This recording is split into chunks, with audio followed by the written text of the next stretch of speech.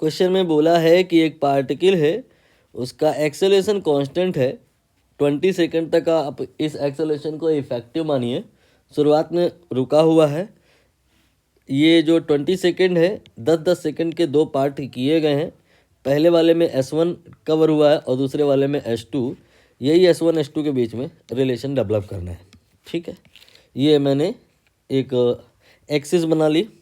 ये आपका पार्टिकल है, शुरुआत में x बराबर 0 t बराबर 0 पे यहाँ से पार्टिकल चलना शुरू किया है। इसमें एक्सेलेरेशन कुछ भी आप मान सकते हो, सहूलियत के लिए मैंने 2 मान लिया है।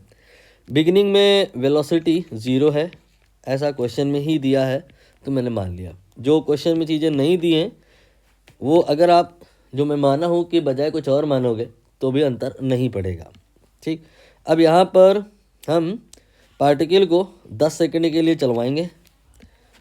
तो ये पार्टिकल आपका जो है पॉइंट ए से पॉइंट बी पर आ जाएगा।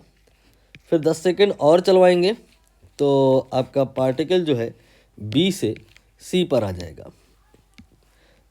ए से बी के बीच में जो डिस्टेंस कवर हुई है वो S1 है और बी से सी के बीच में जो कवर हुई है वो S2 है। इनको ही रिलेट करना है।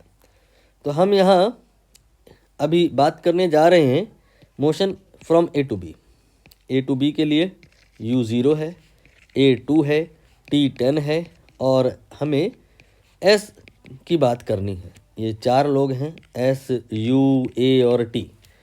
s और u और a और t इनको रिलेट करना है। फॉर्मूला लगाया जाएगा ut plus half at square. u0 है सो s will be half at square.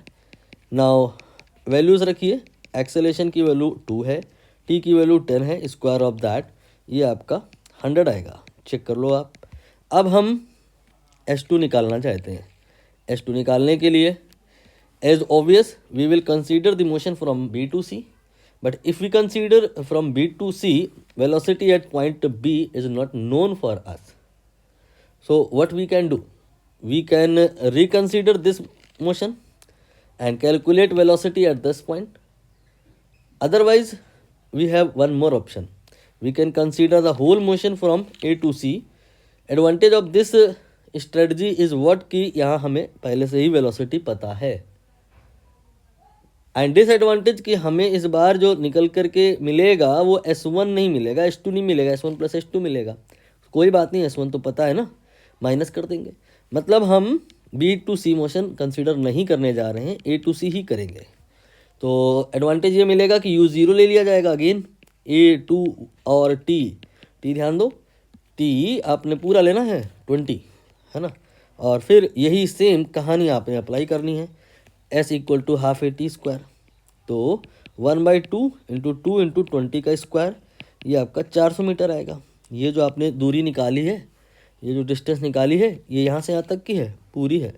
400 metre है यहाँ पूरी, जिसमें से 100 मीटर है ये, तो रिमेनिंग ये 300 मीटर हो गई।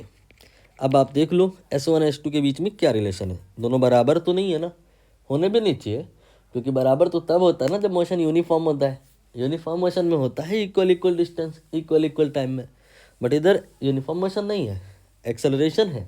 तो फिर ये दूरियाँ बराबर नहीं आएंगी। ये दूरी इस दूरी की तुलना में 3 गुनी है। S2 जो है वो S1 की तुलना में 3 गुनी है।